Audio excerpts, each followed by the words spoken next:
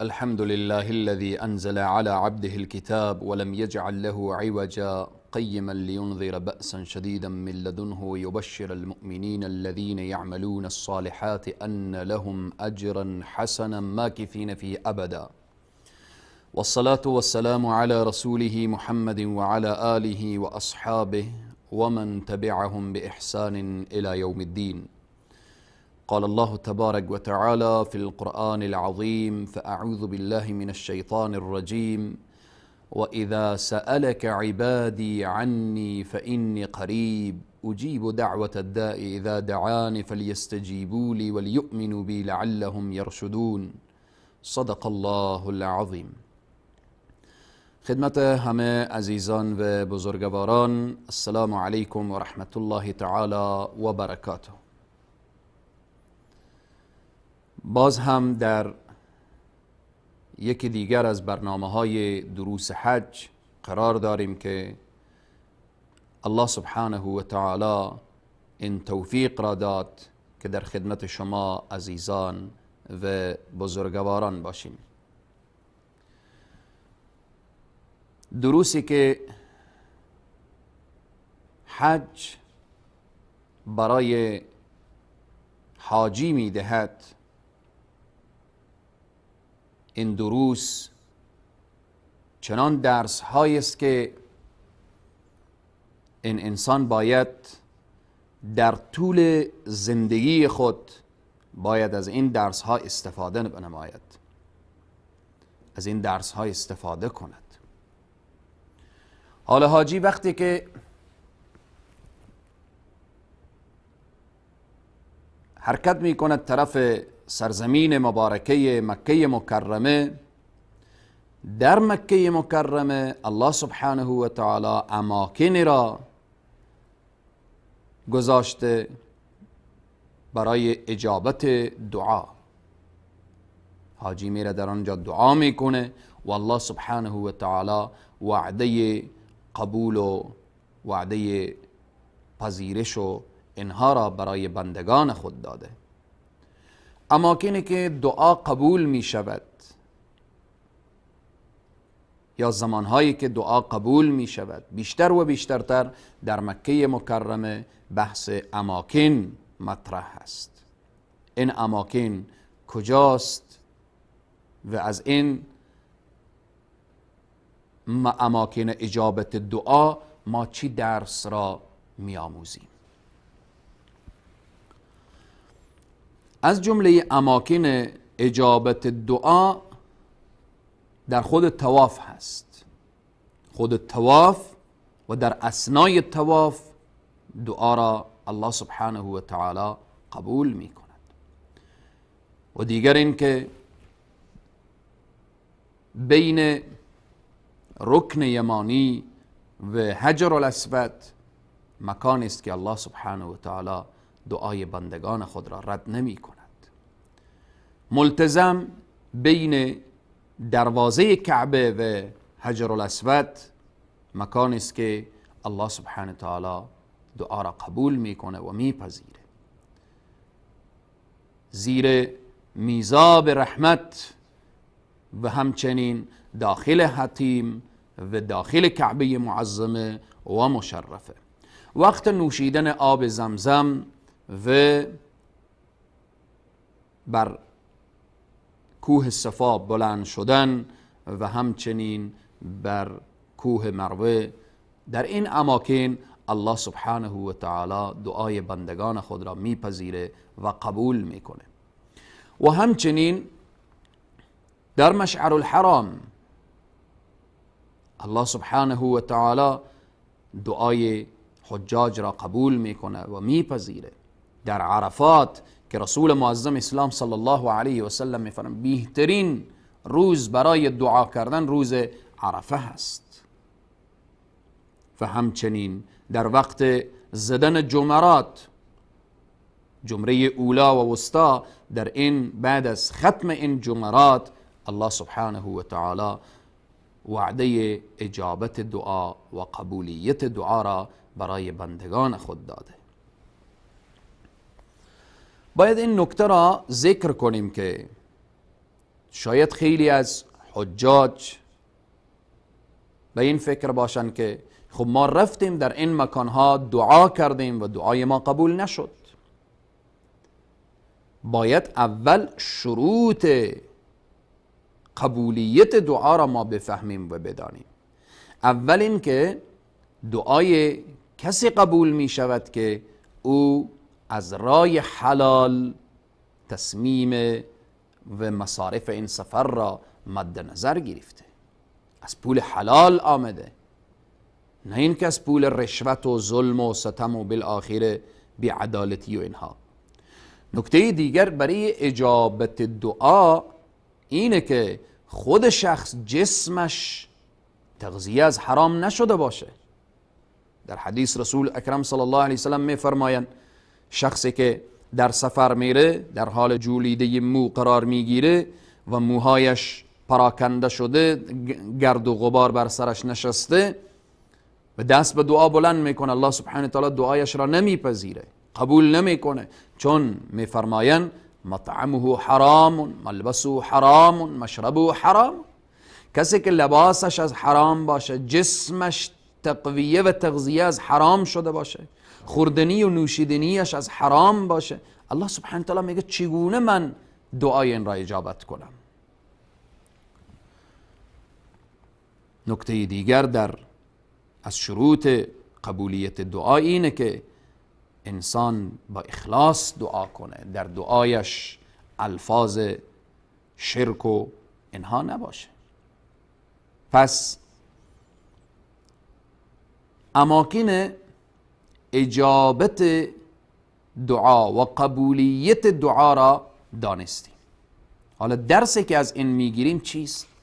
اینه که ای حاجی محترم، در مکه مکرمه آمدید، در طواف دعا کردید، در صفا و مروه دعا کردید، در ملتزم و حطیم و رکن یمانی دعا کردید، در منا و عرفات و مزدلفه دعا کردید، وقتی طرف کشور خود برمیگردید متوجه باش که این دعاها را در اونجا هم داشته باشید.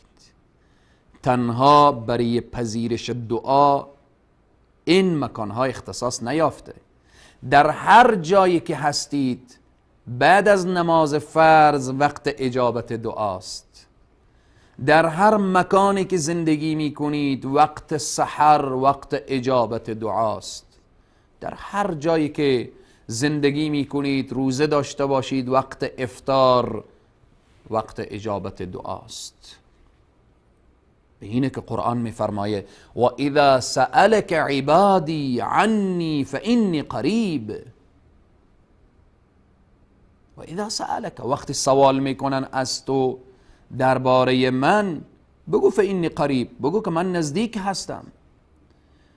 در اینجا یک نکته که همیشه و بارها بیان شده و بیان کردیم و باز هم به عنوان تذکر بیان بشه، در تمام قرآن وقتی که میبینیم از رسول اکرم صلی الله علیه و سلم وقتی سوال میکنن لفظ قل میآیه. مثلا یسألونک عن الاهله قل هی مواقیت للناس. وقتی از هلال پرسان میشه قل بگو برای اونها که وقتهای تعیین شده برای انسانها.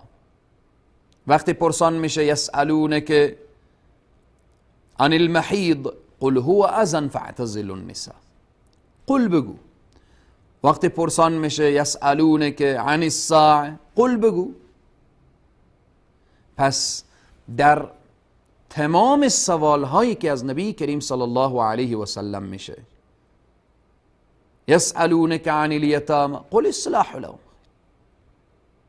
در عرصه های مختلف. یسألونک عن الانفال قل الانفال لله والرسول، همه قل داره.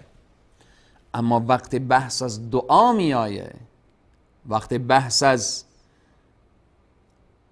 تضرع میآیه، وقتی بحث از رجوع به سوی پروردگار میآیه، الله سبحانه و تعالی میگه و اذا سألك عبادی، وقتی سوال میکنن بندگان من از من، اینجا نیامده قل، ادامه میگه و اذا سألك عبادی عنی بگو، قل نیامده، لفظ بگو نیست،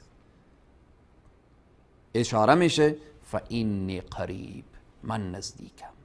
در این چی درس نهفته هست؟ اینه که ای انسان، الله سبحانه و تعالی در این آیه این رمز را گذاشته که قل بیان نکرده،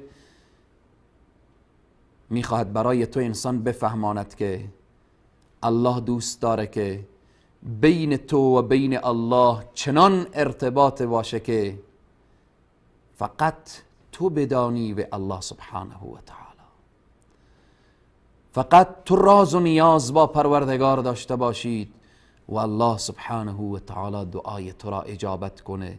بین شما و بین الله هیچ چیزی حائل نشه، حتی رسول صلی الله علیه و سلم در وسط نباشن که بگوین برای تو.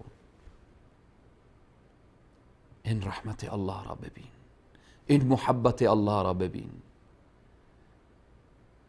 که الله سبحانه و تعالی میخواهه با من و تو ضعیف، همان قدر که الله قویه من و تو ضعیف هستیم، همان قدر که الله غنیه من و تو فقیر هستیم. الله با او عظمت و بزرگی میخواهد چنان ارتباط تنگاتنگ که فقط تو باشی و الله باشه، چنان ارتباطی باشه. و اینه که میگه وقتی که بندگان من سوال میکنن و اذا سألك عبادی عنی فإنی قریب اجیب دعوت الداع اذا دعان فلیستجیبوا لی ولیؤمنوا بی لعلهم یرشدون.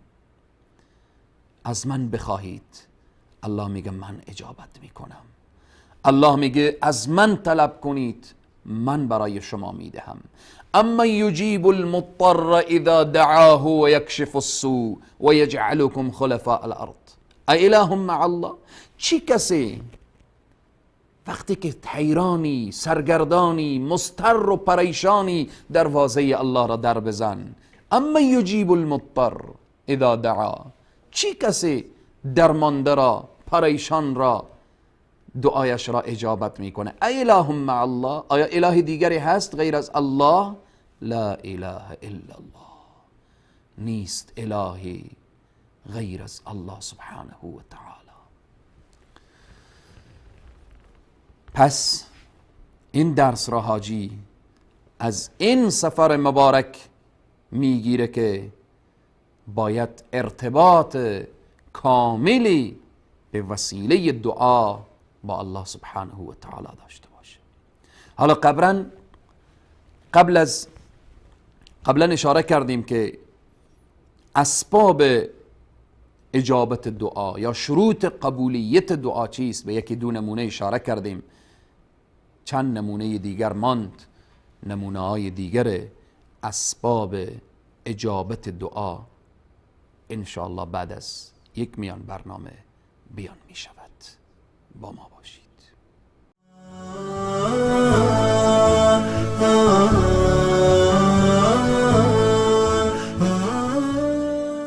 ندای حق، ندای توحید و حقیقت. مجددا خدمت همه عزیزان السلام علیکم و رحمت الله تعالی و برکاته.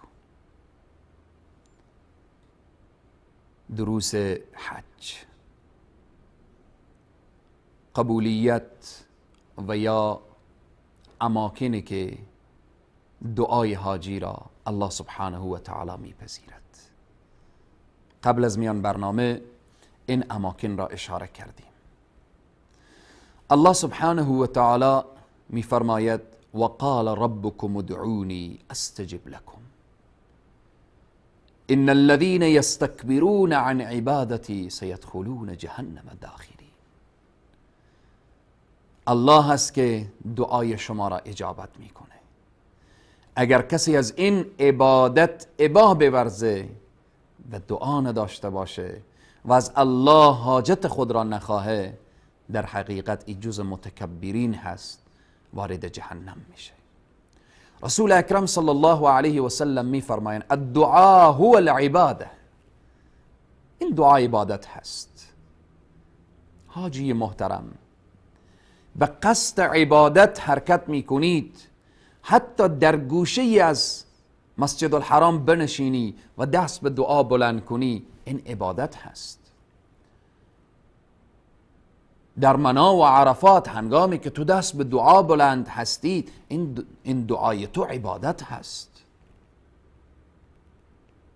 و همچنین در اماکن دیگری که دست به دعا بلند میکنی، در صفا و در مروه و اینها عبادت هست. رسول اکرم صلی الله علیه و سلم میفرمایند الدعاء هو العباده. و در روایت دیگر که ذکر میشه که اصلا مغز عبادت دعا هست، که اون روایت ضعیف هست و روایت صحیح الدعاء هو العباده، دعا عبادت هست. حالا وقتی دعا میکنیم اسباب اجابت دعا چیست؟ این درس را از حج آموختیم. الله سبحانه و تعالی مکانهای نزدیک را برای ما میگه اینجا اجابت دعا هست، اینجا دعا قبول میشه. میخواه که تعلیم بده، میخواه عادت بده. در طواف هستی، در خود طواف دعا قبول میشه. بچرخ، نزدیکتر بیا، بین رکن یمانی حجر الاسود دعا قبول میشه. نزدیکتر بیا، ملتزم دعا قبول میشه. نزدیکتر بیا، حتیم دعا قبول میشه. نزدیکتر بیا، زیر میزاب رحمت دعا قبول میشه. آب زمزم می نوشی وقت اجابت دعا. اینها به خاطر چیست؟ اینها به خاطر اینه که الله ما را میخواد عادت بده با این نعمت عظیم و بزرگ که ذکر الله سبحانه و تعالی و دعا کردن هست. اثرات دعا، فواید دعا، جایگاه دعا.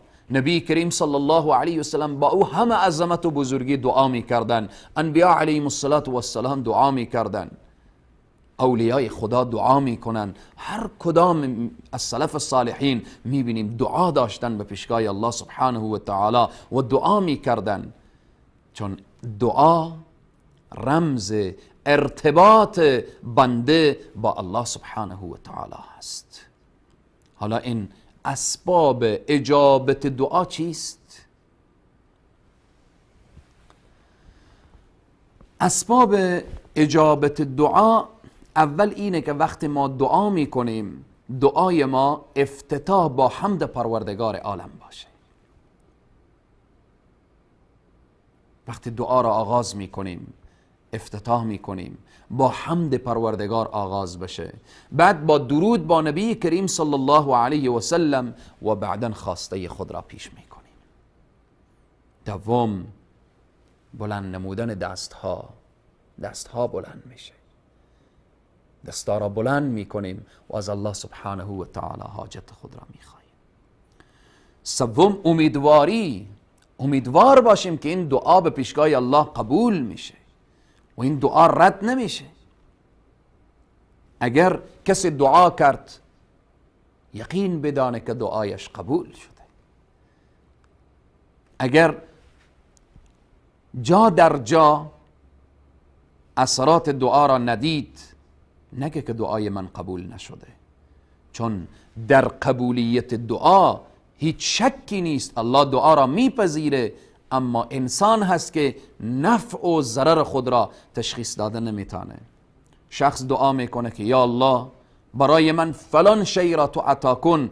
اگر او شی عطا نشد، بدانه که با تأخیر عطا میشه. اگر با تأخیر عطا نشد، بفهمه و بدانه که به خیرش نبوده. الله این دعایی که کرده در حشر این را سبب رفع و بلندی درجات این شخص میگردانه. چهارم، وقت اجابت دعا را بدانه. چی اماکن هست، چی زمان هست و چی مکان. وقت اجابت دعا را بفهمه و بدانه، در آن لحظه و در آن مکان و در آن ساعت و ثانیه دعا داشته باشه. ششم، خوردن حلال، رزق و روزیش حلال باشه. خوردن حلال و دور شدن از حرام، این سبب اجابت دعا هست، سبب پذیرش دعا هست، سبب قبولیت دعا هست. و دیگر این که در دعای خود توسل شرعی داشته باشه، توسل به اسماء الحسنا داشته باشه.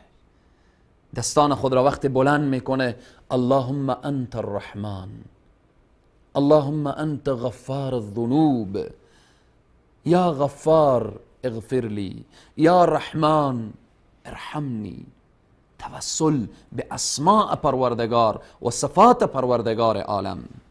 و همچنین توسل به اعمال صالحه داشته باشه و توسل به شخص صالح که در حال حیات باشه، زنده باشه، از او طلب دعا بنمایه.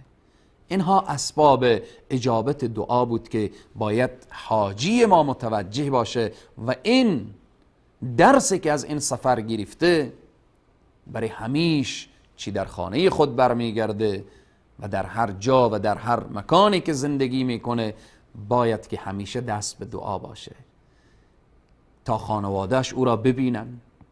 این حاجی صاحبی که از حج تشریف آورده دعا میکنه، این درس دعا را از حج گرفته، ذکر میکنه، مصروف ذکر الله سبحانه و تعالی هست، این درس را از حج گرفته. اگر قبلا انسانی بود که اخلاق درست و صحیح نداشت، این اخلاق را از حج گرفته و انسان با اخلاق شده، انسان مهربان شده، انسان بالآخره شایسته شده. و الله سبحانه و تعالی میخواهیم که پروردگار عالم برای همه ما توفیق بده که ما وقتی این اعمال و این عبادات را انجام میدیم باید اثرات این اعمال و عبادات در زندگی ما نمایان بشه.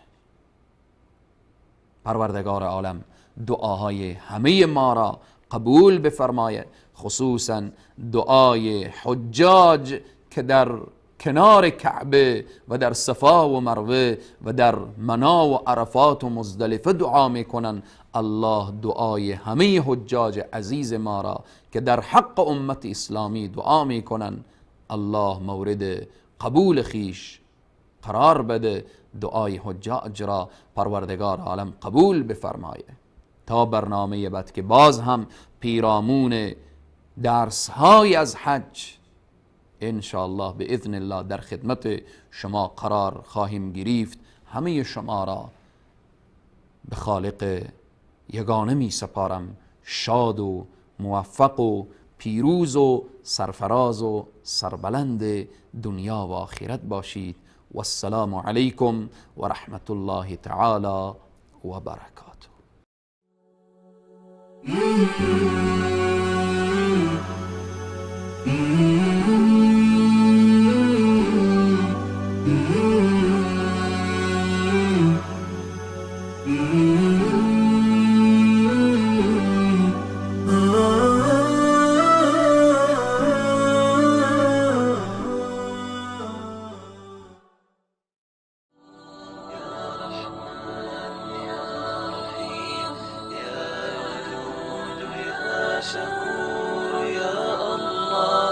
لبيك اللهم لبيك لبيك لا شريك لك لبيك إن الحمد والنعمة لك والملك لا شريك لك لبيك لبيك اللهم لبيك لبيك لا شريك لك لبيك إن الحمد والنعمة لك والملك لا شريك لك.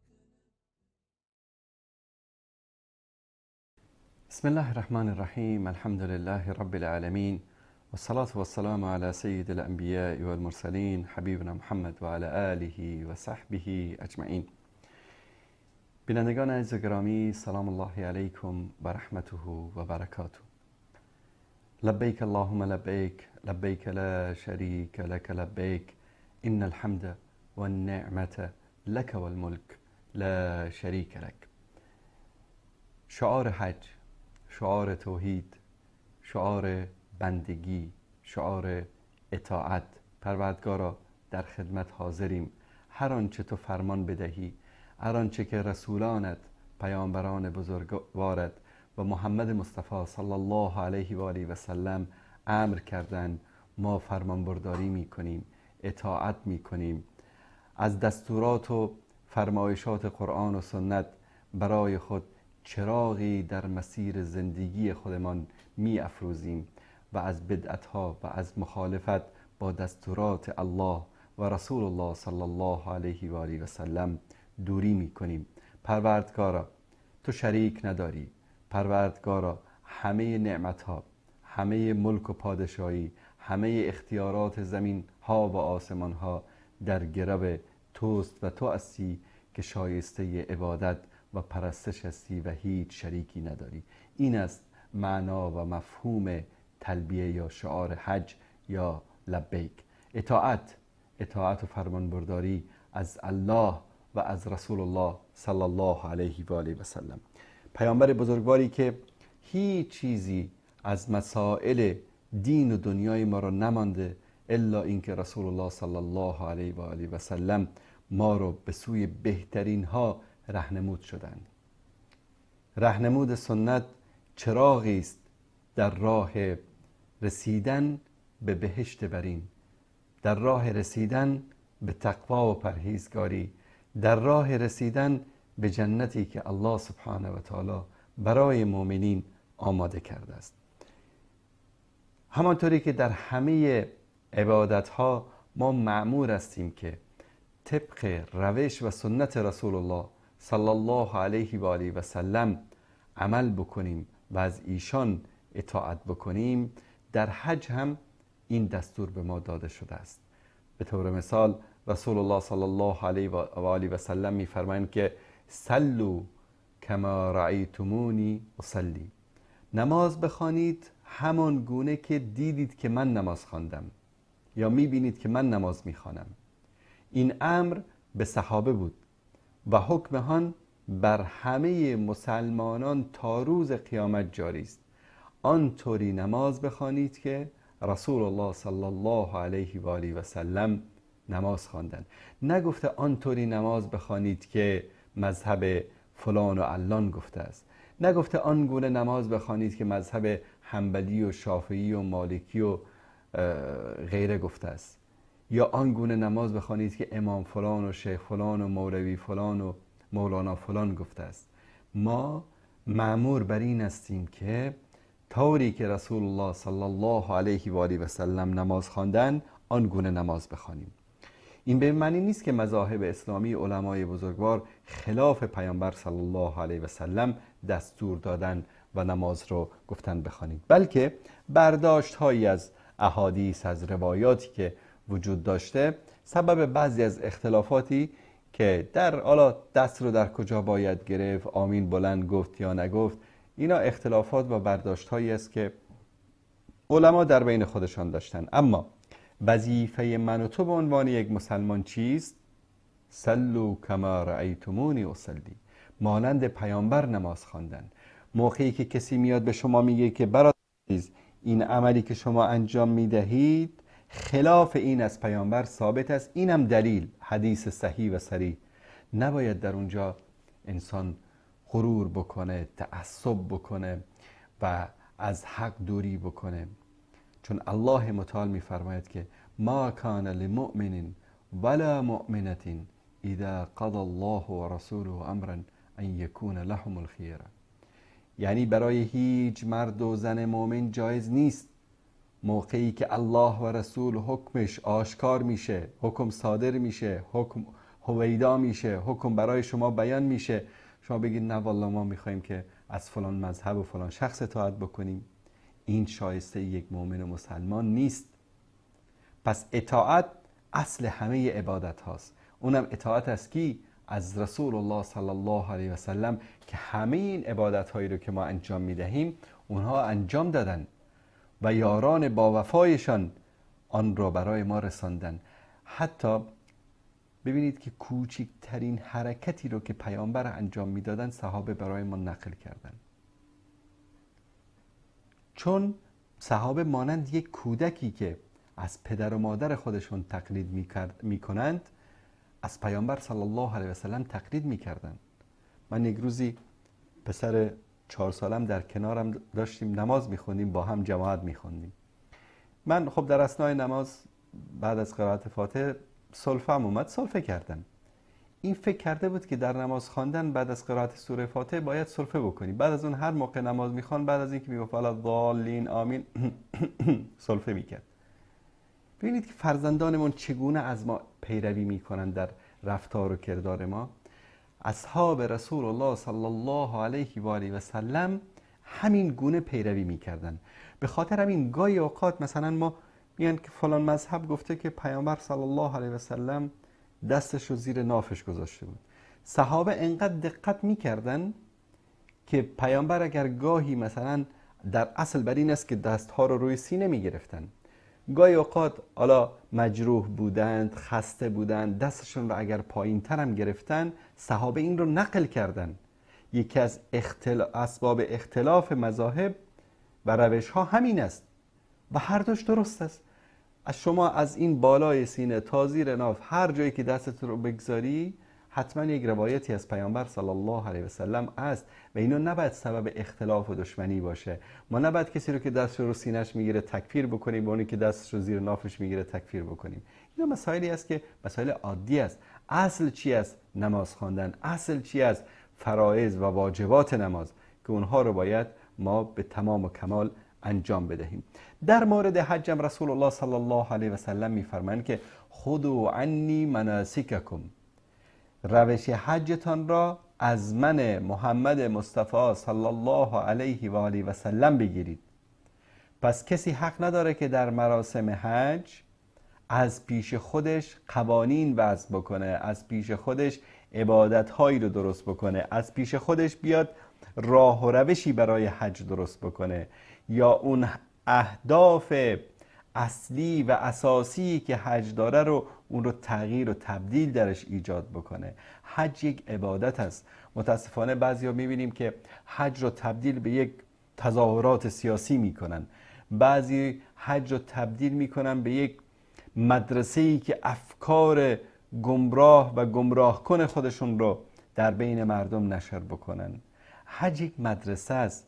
همه اطیاف مختلف امت اسلامی در این مدرسه میان که یک درس بگیرن، درس توحید و یکتاپرستی، درس اطاعت و پیروی از رسول الله صلی الله علیه و سلم، درس اطاعت و پیروی از ذات اقدس الهی، درس دوری از شرک، دوری از بدعت، دوری از خرافات. در اینجا میان همه که درس یکتاپرستی بگیرن.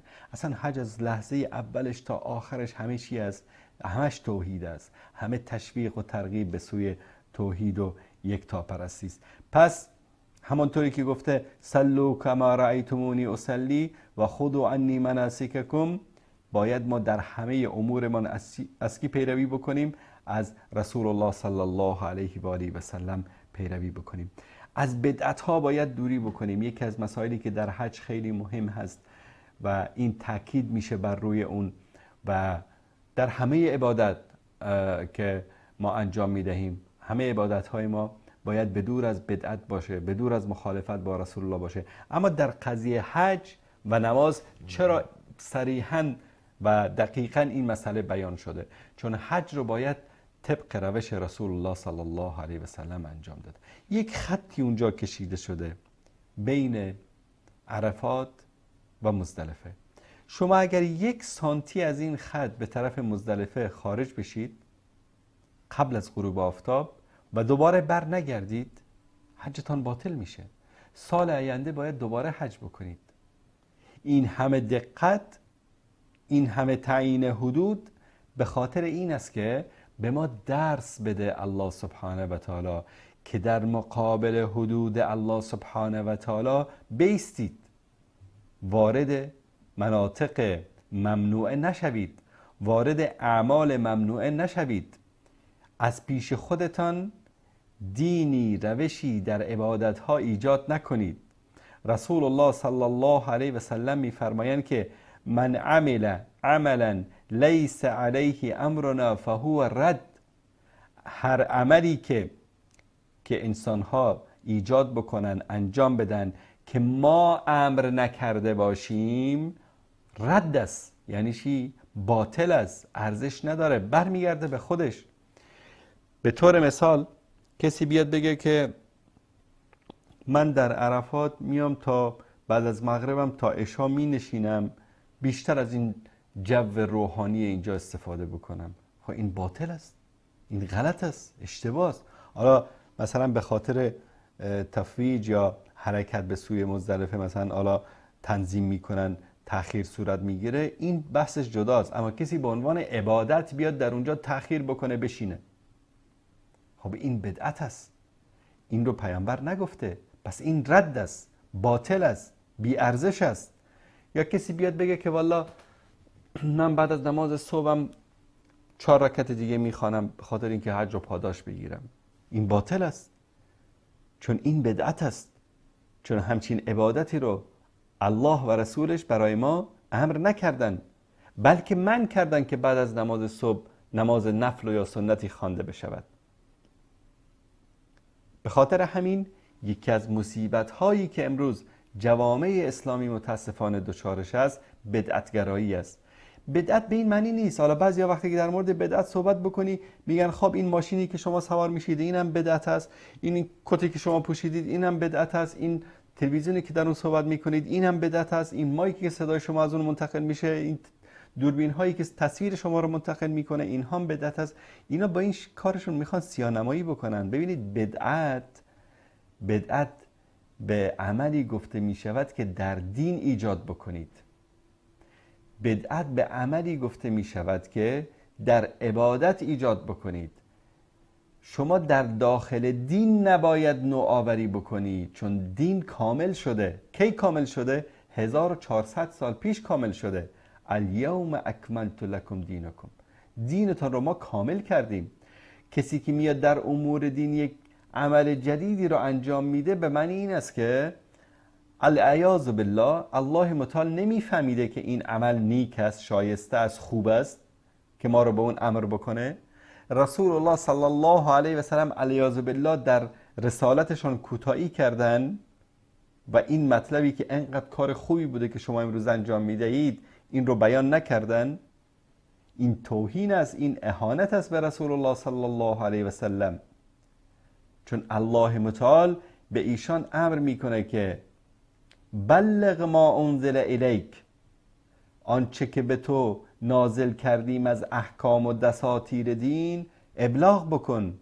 فان لم تفعل فما بلغت رسالته، اگر تو این کار رو نکنی رسالت الهی رو انجام ندادی، وظیفه پیامبری تو انجام ندادی و از هیچ کس نترس. والله یعصمک من الناس، و الله متعال تو را از انسانها، از شر انسانها حفظ میکنه. پیامبر من، حبیب من، نترس، حرف حق رو بگو، دعوتت رو انجام بده، تبلیغ رسالت رو به پایه اکمال برسان. و بعد از اینکه پیامبر این کارو کرد، الله متعال آمد مهری زد بر این دین. این مهر چی بود؟ مهر ختم نبوت، مهر ختم ارتباط بین رسولان و الله سبحانه و تعالی. نه بعد از پیامبر به کسی وحی شد و نه بعد از پیامبر دیگری آمد، نه بعد از قرآن کتاب دیگری آمد و این در وحی که بود بسته شد. بعد از اون اگر کسی ادعا بکنه که وحی بر او نازل شده دروغگو هست. کسی ادعا بکنه که بعد از پیامبر دستور و قانون و روش دیگری در عبادت ها باید ایجاد بشه، این انسان کافر است، این انسان مرتد است، این انسان مخالف ختم نبوت پیامبر است، چون دین تکمیل شده، به پایه تکمیل رسیده و هیچ نقصی در آن وجود ندارد. الیوم اکملت لکم دینکم. پس این آیه‌ای که الیوم اکملت لکم دینکم در کجا نازل شد؟ در موسم حج نازل شد، در ماهای حج نازل شد، به خاطر اینکه رسول الله صلی الله علیه و سلم وظیفه تبلیغ و رسالت خودشان را انجام دادند و الله سبحانه و تعالی ابلاغ کرد که دین به پایه تکمیل رسیده، دین تموم شده، پیامبر وظیفه خودش را انجام داده، پس شما نوآوری نکنید. من عمل عملا لیس علیه امرنا یا من احدث فینا امرا، همه اینها ما رو به یک مطلب گوشزد میکنه که در امور دین نوآوری نکنید، در امور دین از پیش خودتون اختراع نکنید. که انه بعضی انسان ها میمونن، حالا مثلا اومدن یک مجلس ذکری رو اختراع کردن، عده‌ای جمع میشن در اونجا به یک روش خاصی ذکر میکنن. وقتی بهشون اعتراض بکنی میگه بابا جان خدا گفته که ما ذکر بکنیم، پیامبر گفته ذکر بکنیم، واذکر الله کثیرا، ما هم می نشستیم خدا رو داریم ذکر میکنیم. اگر الله متعال و رسول الله صلی الله علیه و سلم فرمودن که ذکر بکنید، روش صحیح ذکر هم به شما یاد دادن، دعایی که باید در ذکر گفته بشه رو به ما یاد دادن. از برای خدا شما ببینید همه اماکنی که ما در اونجا باید ذکر الله رو بکنیم به ما گوشزد شده. برید کتاب پناهگاه مسلمان رو بخوانید، ذکر بعد از همبستری، ذکر قبل از وارد شدن به توالت، ذکر قبل از سوار شدن به مرکب، امروز ماشین، ذکر انگام خارج شدن از خانه، انگام سفر، انگام پوشیدن لباس، انگام شستن دست و رو، انگام بلند شدن از خواب، انگام رفتن به رخت خواب، انگام اینکه نیمه شب از خواب بیدار بشید، انگامی که خواب وحشتناکی ببینید. همه اینها رو در سنت پیامبر برای ما ذکر کرده. الان من چیکار کنم؟ 4 نفر رو جمع بکنم بگم که دقیقاً ما باید ساعت 2 شب بلند بشیم، گرد هم بشینیم و فلان ذکر رو 100 مرتبه بگیم. این کار بدعت است. ولو اینکه در این ذکر، در این حلقه، در این کار غیر از قرآن و دعایی که در ذکر پیامبر و در احادیث پیامبر آمده چیز دیگه هم صورت نگیره. چون تعیین کردن یک وقت برای این عبادت و جمع شدن به این شکل، اینها در قرآن و سنت نیامده. پیامبر صلی الله علیه و سلم نگفتن که شما جمع بشید با هم در یک مجلس 100 دفعه 200 نفر با صدای بلند بگید یا الله یا الله یا الله. گفتن اشکالی نداره، اما با این روش، با این شکل، این بدعت است، این جایز نیست. پس یک قاعده کلی رو، یک معیار رو همیشه در عبادت به یاد داشته باشید که عبادت باید مطابق قرآن و سنت باشد. امور عبادی امور توقیفی است. کسی نمیتواند عبادت اختراع بکند و کسی نمیتواند در امور عبادی تغییر و تبدیلی را ایجاد بکند. ما باید عبادتمان مطابق با قرآن کریم و مطابق با سنت رسول الله صلی الله علیه و آله و سلم باشد. ابن ساریه رضی الله تعالی عنه یکی از صحابه جلیل روایت زیبایی رو برای ما در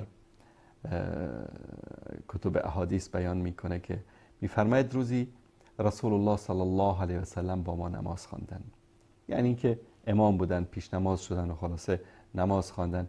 بعد از او به طرف ما برگشتن و یک موعظه خیلی بلیغی ایراد کردن که چشمهان همه صحابه اشکبار شد و دلهای ما رو ترس فرا گرفت، ترس الله سبحانه و تعالی. گفتیم ای رسول خدا، گویا این موعظه کسی است که میخواد خداحافظی بکند، پس ما را وصیت کنید یا رسول الله، ما را نصیحت بکنید. فرمودن شما را به تقوا و شنیدن و اطاعت کردن سفارش میکنم. الله اکبر.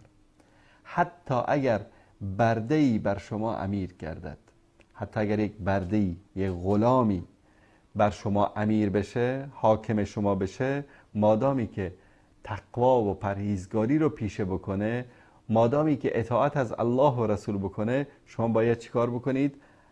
از او پیروی بکنید. زیرا هر کس از شما بیشتر زندگی کند اختلاف زیادی خواهد دید.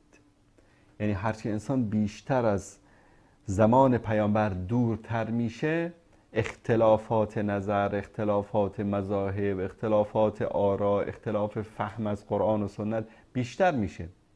مثلا شما تصور کنید اختلافات فقهی که امروز در بین امت اسلامی هست 100 سال پیش نبود، 200 سال پیش نبود، 300 سال پیش کمتر بود، 500 سال پیش خیلی کمتر بود، 1000 سال پیش خیلی کمتر بود.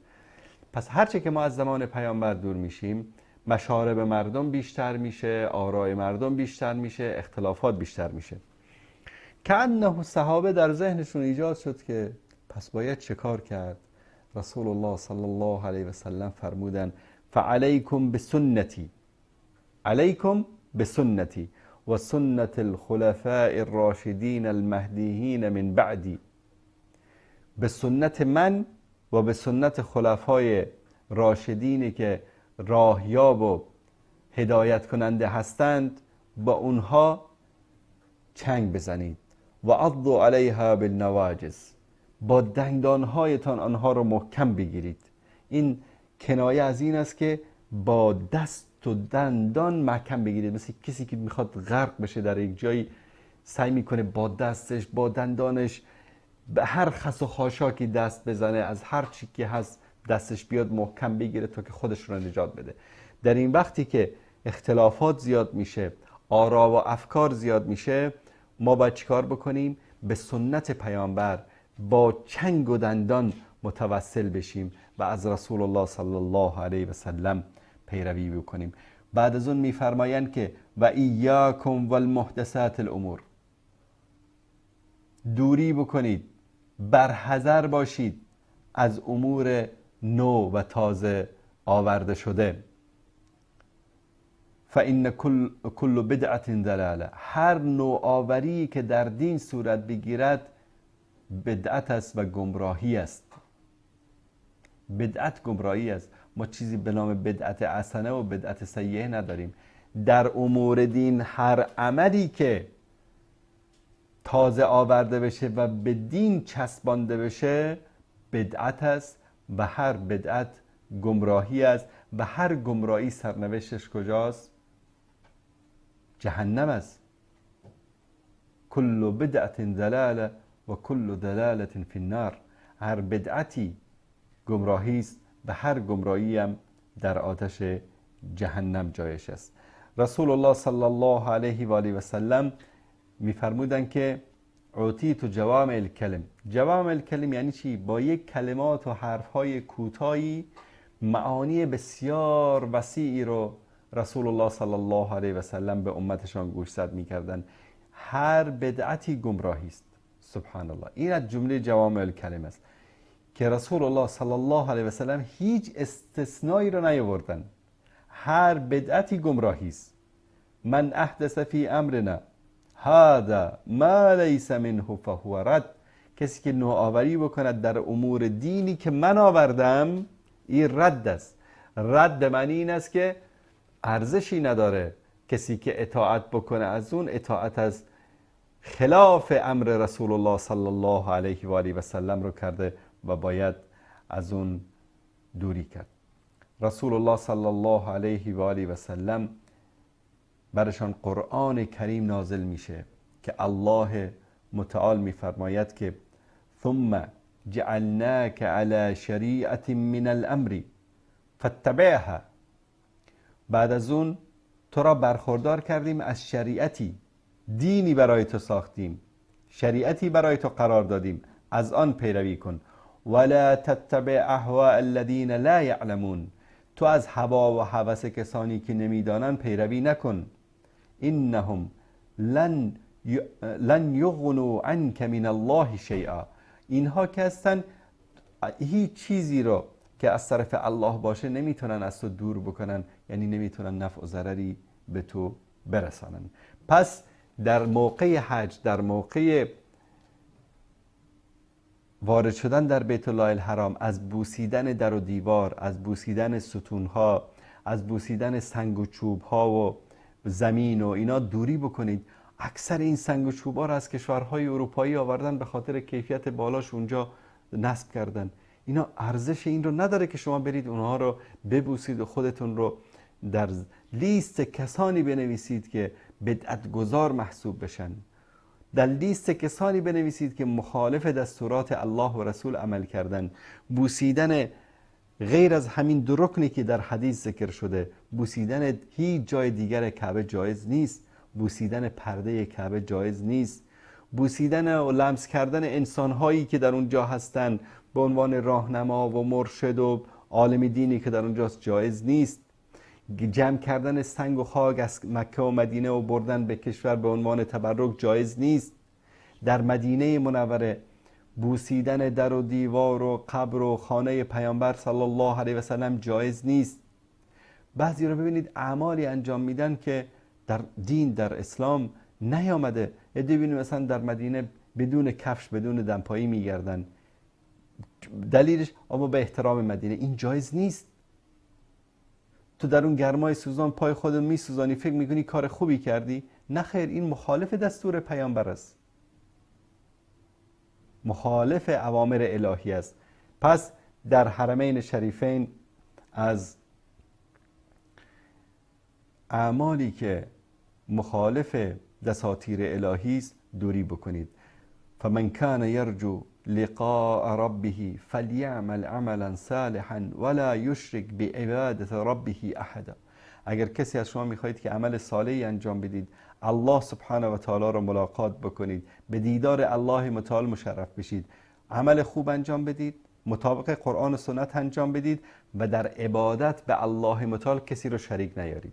اگر شما به گفته پیری، ملای، عالمی عملی رو در نمازتون، در عباداتتون اضافه کردید، که انه اون شخص رو در مکان الله و رسول قرار دادید، که انه شرک آوردید به الله سبحانه و تعالی.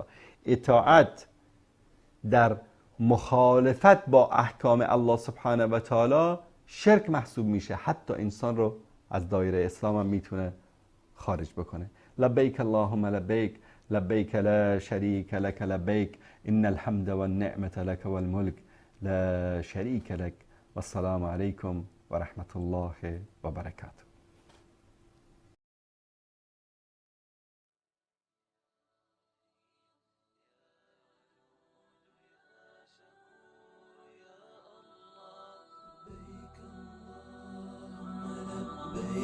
لبيك لا شريك لك لبيك إن الحمد والنعمة لك والملك لا شريك لك لبيك لبيك اللهم لبيك لبيك لا شريك لك لبيك إن الحمد والنعمة لك والملك لا شريك لك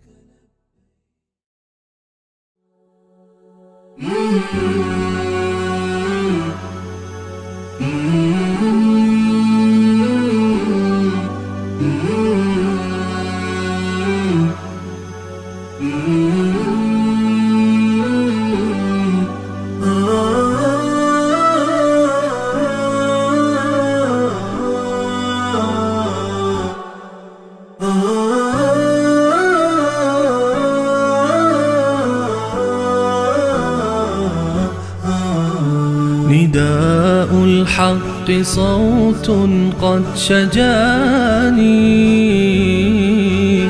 وبلغني الحقيقة والأماني وكان لي السبيل إلى المعالي.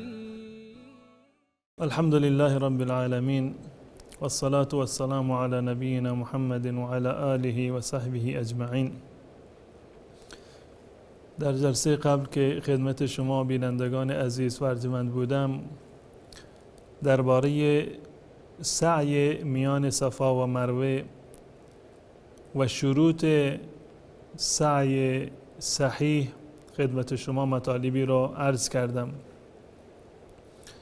در برنامه امروز انشاءالله میپردازیم به بیان سنت‌های صفا و مروه، مواردی رو که در هنگام سعی میان صفا و مروه جزو سنت‌ها هستند و ما هم برای این که سعی میان صفا و مروه ما یک سعی کاملتری باشد، زیباست که به این سنت‌ها و آموزه های رسول الله صلی الله علیه و سلم باید توجه بکنیم.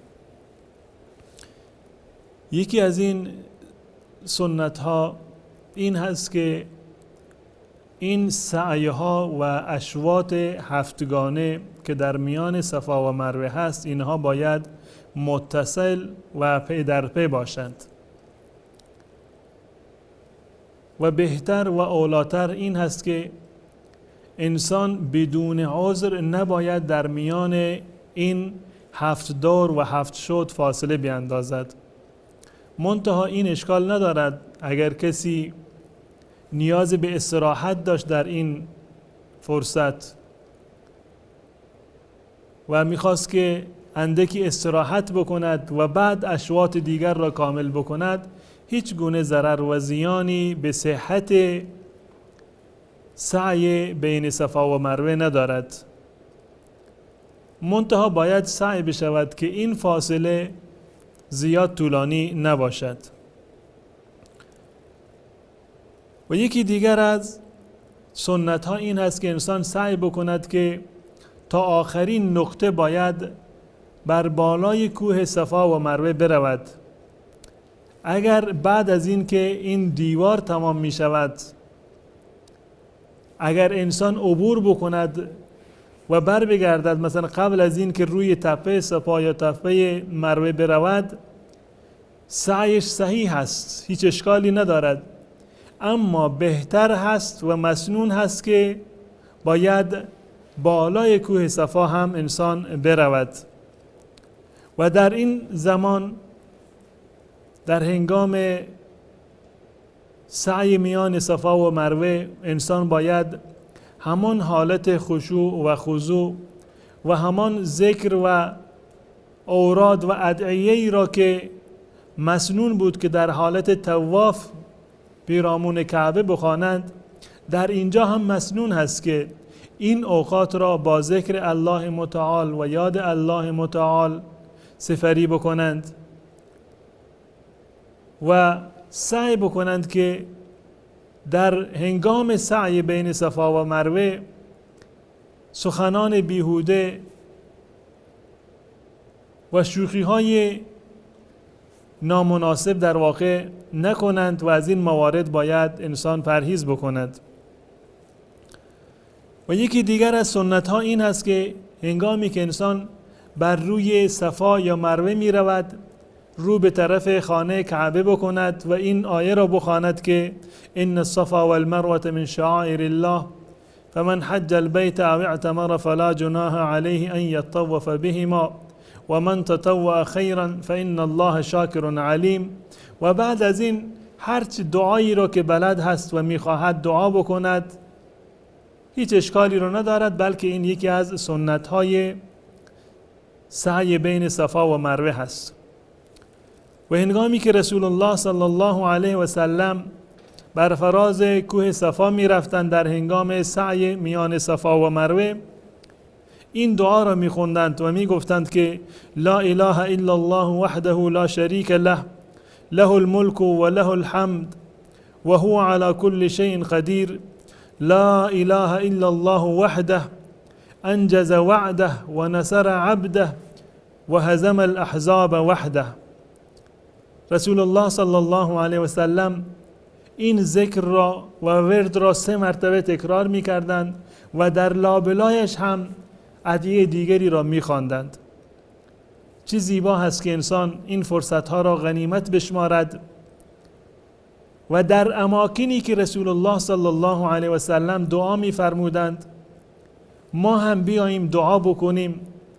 از یک طرف بر سنت رسول الله صلی الله علیه و سلم عمل کردیم، از طرف دیگر شانس اجابت دعای خودمان را بالا بردیم.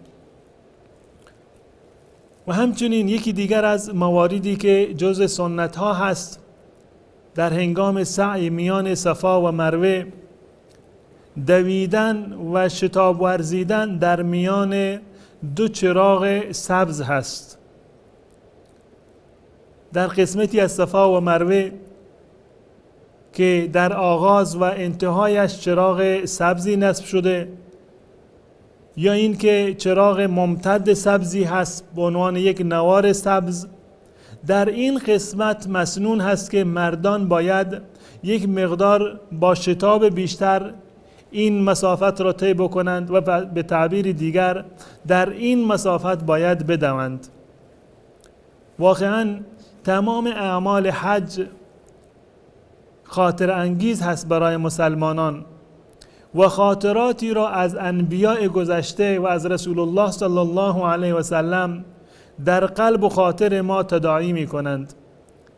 همه می دانیم که سعی بین صفا و مروه اولین کسی که این را کرد مادر حضرت اسماعیل علیه السلام بود. آن زمانی که حضرت ابراهیم علیه السلام زن و فرزندش را در این مکان لم یزرع و در این وادی بی آب و علف رها کرد و حضرت اسماعیل علیه السلام تشنه شد و هاجر برای این که دنبال آبی بگردد و آبی را تهیه بکند ناخواسته و شتابان میرفت بالای کوه صفا و نگاه میکرد که آیا پیرامون این کوه کسی را میبیند که از اون طلب کمک بکند. و وقتی که ناامید میشد میآمد پایین از کوه صفا و این قسمتی که امروزه مردم در میان آن میدوند این قسمت پایین بود و دید نداشت و این قسمت را شتابان و دوان طی میکرد تا این که میرد بر بالای کوه مروه. تا 7 مرتبه این عمل را انجام داد. الله متعال این عمل را و رفتار هاجر را پسندید و آن را جزو اعمال و شعائر حج قرار داد که امروزه ما هم به اقتدا از حضرت هاجر و پیروی از دستور الله متعال این کار را انجام می دهیم. یکی دیگر از سنت هایی که در هنگام سعی بین صفا و مروه باید به آن توجه داشته باشیم این است که این سعی باید در همین مکان مشخص باشد که از آن به عنوان مسعی نام برده می شود. یعنی این که اگر کسی به موازات صفا و مروه خارج از این قسمت طواف بکند و سعی بکند، یا این که در داخل مسجد الحرام به موازات صفا و مروه برود و برگردد، این به عنوان صفا و مروه محسوب نمی شود، بلکه باید همین قسمتی که صفا و مروه روبروی همدیگر قرار دارند باید همین قسمت را طی بکند و برود و بر بگردد. اگر ما این آداب و سنن را و قبل از آن شرایطی را که قبلا من خدمت شما بیان کردم، اگر ما این موارد را مراعات بکنیم، سعی بین صفا و مروه را هم انشاءالله به نحو صحیح و احسن انجام دادیم که انشاءالله این سبب می شود که حج ما به صورت کامل یک حج صحیح و دقیقی بشود و اون آثار و ثمرات و پاداش هایی را که الله متعال برای حج مبرور برای انسان مسلمان وعده کرده، انشاءالله اون آثار و ثمرات و پاداش ها انشاءالله عاید همه من و شما بشود. تا برنامه دیگر تمام شما را به الله متعال می سپارم. السلام علیکم و رحمت الله و برکاته.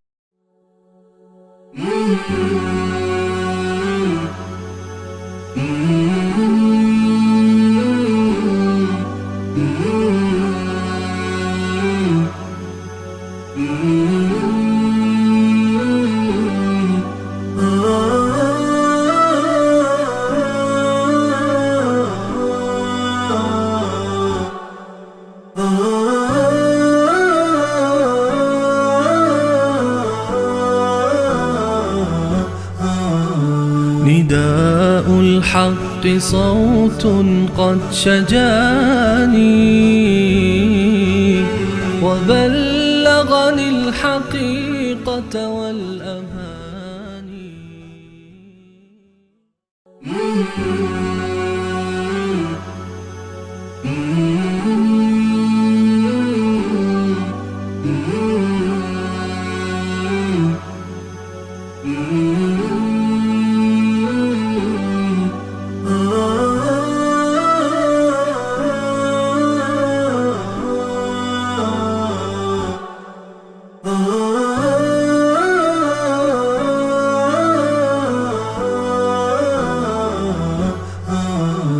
نداء الحق صوت قد شجاني بسم الله الرحمن الرحیم. الحمد لله و صلی الله و سلم علی عبده و رسوله محمد المصطفى و علی آله و صحبه و من والا. سلام و درود بر شما شاگردان مکتب حج. امید است که انشاءالله با هم برخی از معانی و مفاهیم حج رو مرور کنیم تا مایی که در حج هستیم یا نیستیم، مایی که هممون البته در مشاعر و احساسات حاجی هستیم، حالا چه در سرزمین مبارک حج باشیم یا چه در خونه هامون باشیم و قلبمون رو برای حج بفرستیم و شوقمون شوق حاجی باشه. از معانی حج تواضع رو یاد گرفتیم، خاکساری رو، از انفاق در راه خدا رو، مهمتر از همه اینها اخلاص رو و همچنین برابری رو، برادری رو و خیلی چیز مهمی بود اینی که هویت خودمون رو، شناخت خودمون که من مؤمن که هستم. در حج یاد میگیریم که المسلم و اخو المسلم، مسلمون برادر مسلمون هست. در حج یاد میگیریم که همه ما فرزندان ابراهیم و آدم و نوح علیهم السلام هستیم و هیچ یکی از ما بر دیگری برتری نداره و ملاک برتری تقواست. در مدرسه حج یاد میگیریم که اونهایی که به نوعی میگن که آقا ما ایرانی ها بهتریم از افغان ها میگن که ما شیر مردای تاریخ ما از تاجیکا چی هن دیگه. تاجیک میگه ما ساسانیان هستیم، ما از همه این فارس زبان ها بهتریم.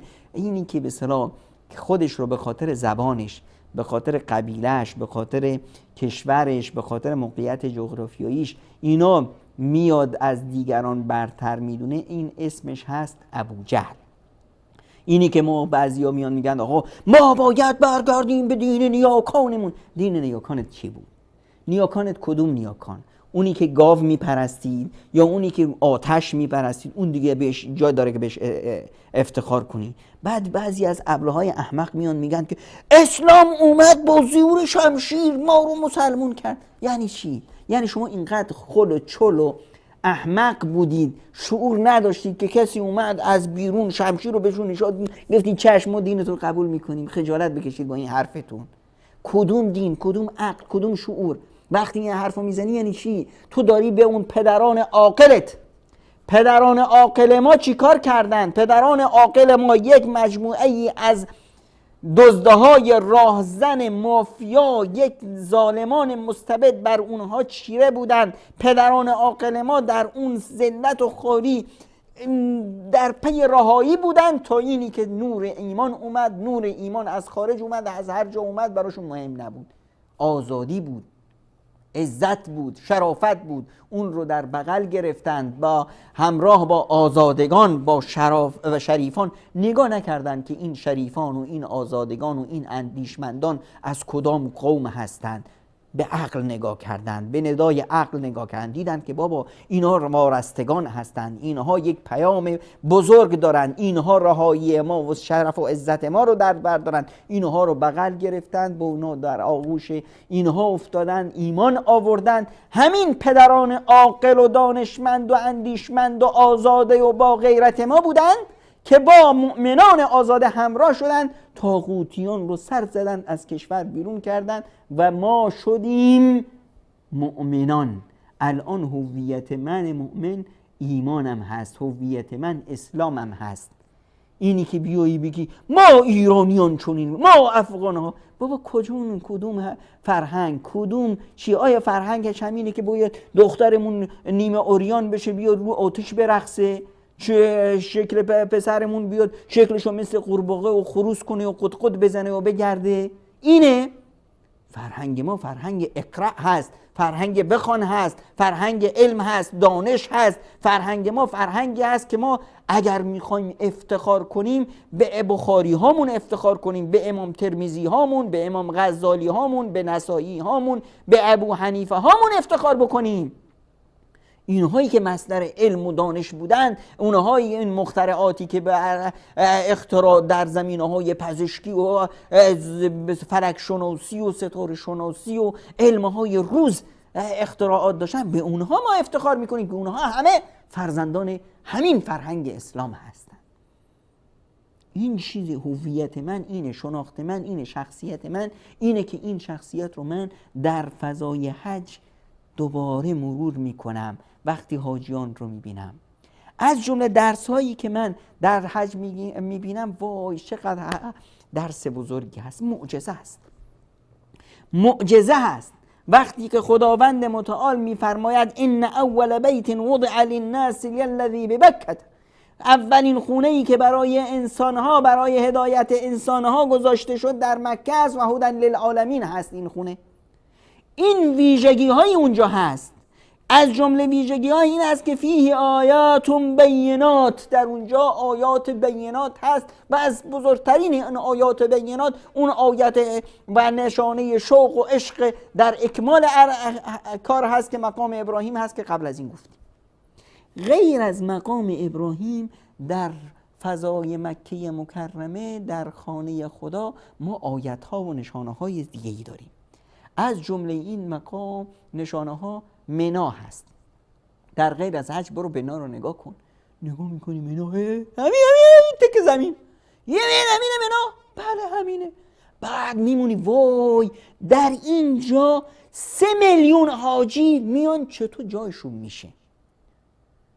علما خیلی به اصطلاح دید زیبایی در اینجا ذکر کردن. گفتند آقا منا مثل شکم مادر هست، هر چقدر بچه هاش بیشتر بشن اون بزرگتر میشه، جاشون میده.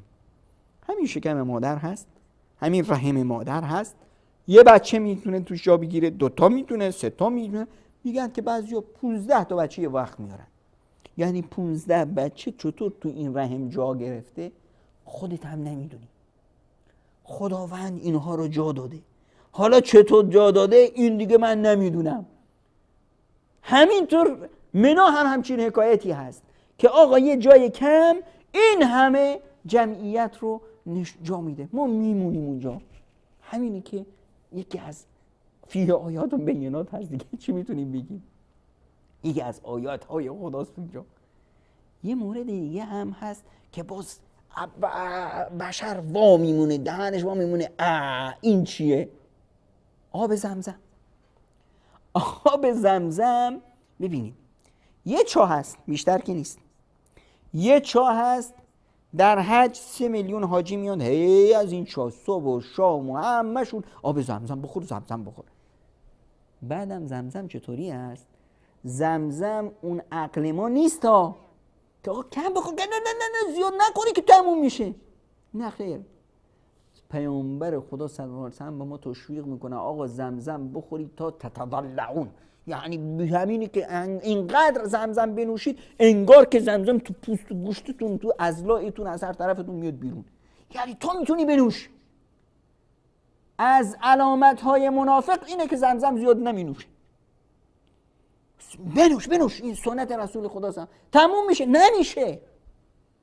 این آب زمزم هست از روزی که به اصطلاح عبدالمطلب کشفش کرد، بعد از اونی که به اصطلاح دفن شده بود، در واقع از روز حضرت اسماعیل این آب در جریان هست. حالا در رمضان ببین حاجی ها می نوشن صبح و شام، هر که به اصطلاح در تمام سال صبح و ظهر و شام، ببین همیشه خانه خود شلوغه، همیشه حاجی می نوشه. هر حاجی هم که با خودش میره میگه آقا چی بیارم برای شما بچه‌ام؟ آب زمزم بیاریم واسه ما. میبینی 10 تا لیتر و 20 تا لیتر رو چقدر با خودش میبره. در رمضان میگی چند میلیون حاجی اونجا جمع میشن، زائر و معتکف، آب زمزم. در حج که این میلیون ها بنی آدم اونجا زمزم و زمزم و زمزم. نه، این الان زمزم رو میفرستن به مدینه منوره. در مسجد النبی، در مسجد میری هر طرف زمزم و زمزم. میری مسجد قبا هر جا بشکه‌های زمزم ها گذاشتن، آقا زمزم. همه اینها میری میمونی وای خدای من، اگر این دریاچه خزر می بود سالها پیش تموم شده بود. حالا یه چاه هست و این آبش چقدر میتونه باشه، اونم بهترین آب، تمیزترین آب. این یکی از آیات بینات هست که اونجا ببینیم. خود مکه مکرمه خودش یه آیت هست. خود مکه مکرمه آیت هست که آقا این یک مکه مکرمه چی هست؟ این وادن غیر ذی زرع، می منطقه به اصطلاح خشک. تو این منطقه خشک شما هر میوه‌ای هر چی بخوای اونجا پیدا میشه. کافرا مونده بودن، به پیامبر میگفتند و قالوا ان نتبع الهدى معك نتخطف من ارضنا، اگر ما پیرو تو باشیم اصلا اقتصاد رکود میکنه، ما از اینجا اصلا در به در میشیم، خاک به سر میشیم، از کجا بخوریم؟ مگه ما این کاری نکردیم که مکه رو یه جایی گذاشتیم که رزق الهی از همه جا به اینجا سرازیر بشه؟ این خودش یه آیتی هست از، یعنی آیات بینات مکه مکرمه خودش نشانه ای هست. زمزم نشانه هست، منا نشانه هست، این 3 میلیون حاجی که اونجا جمع میشن خودشون نشانه هست. آقا حج اومدی خانم ها صورتاتون رو نپوشید، دستاتون رو نپوشید، مردا همتون لخت عریان، یه پارچه بندازید جلوی خودشون، عورتتون رو بپوشونید، لباس بسیار زیر نداشته باشید. با همه اینها رنگ و رنگ مردم کسی رو این همه ملت اینجا جمع میشن. یه بار اتفاق نیفتاد در طول تاریخ که در اینجا یک حادثه فساد، تجاوز به یک خانمی صورت بگیره یا یک حالت به اصطلاح شهوانی صورت، امکان نداره. حالا ما 4 نفر میرن به مشهد، ببین مشهد شده، قم شده، کربلا شده، نجف شده، چی؟ جندخانه دنیا. فرق وقتی میری برای بت پرستی، میری برای دنبال شهوت، باید شهوت تو رو کور کنه، باید اونجا شیطان رود سوار شه. اما وقتی اومدی خونه رحمان، برای خدا اومدی، خالصتا لله اومدی، اینجا خداوند حفظت میکنه. اینجا یه نیروی عجیبی به تو داده میشه، نیروی ایمانی تنها نه، حتی نیروی جسمانی. طرف از شهر خودش میاد، کولش 4 تا نمیدونم عصا دستش گرفته، داروهاش همجا، همین که اینجا اومد داروهاشو میندازه دور، عصاهاشو پرت میکنه، بدو مثل آهو. پیرمردی که از تو قبر بلند شده میسونین که با اون داره طواف میکنه، داره سعی میکنه. این قدرت هاست، اینا خودش آیات بیناتی از جانب خداست. اینه که ما وقتی میگیم فیه آیاتون بینات، واقعا چشامون رو باز کنیم خیلی از آیات بینات واضح خداوند رو در اینجا میبینیم. وبلغني الحقيقة والأماني وكان لي السبيل إلى المعالي ونورا للهدى والبيان. ندای حق، ندای توحید و حقیقت. واقعا در مکه مکرمه وقتی چشمون رو باز کنیم واقعا تجلی فیه آیاتون بینات رو میبینیم. یادش بخیر وقتی که خداوند نصیب کرد من حج رفته بودم و قرار بود بابا مامان هم بیان، خیلی سخت بود براشون. به هر حال جهاد هست دیگه، باید سختی رو هم داشته باشه. 3 روز تو فرودگاه خوابیده بودن، هی میگفتن آقا میشه رفتنتون، میشه نمیشه. پروازشون الغا شده بود، یه پرواز دیگه گرفته بودن اون الغا شده بود، یه حالتی بود. در اون روزا من این جمعیت غفیر رو که دیدم گفتم خدایا این پیرمرد پیرزن بیان اینجا میفتن هلاک میشن و همون بهتر که خب شاید حکمت خداییست که نیان. تلفن رو برداشتم گفتم یه تلفنی کنم به داداشم بگم حالا که به هر حال سخت گیری شده و فلان و پرواز کنسل شده و اینا، یه کاری بکن که اینا نرسن که اینجا وضع خیلی شلوغه و خیلی خطرناک. در همین افکار بودم، دیدم یه پیرزنی از جلوم رد میشه، همچین بهش نگاه کردم گفتم خدای این از عهد کدوم فسیلاس در زمان کدوم دایناسورا بوده یا نبوده.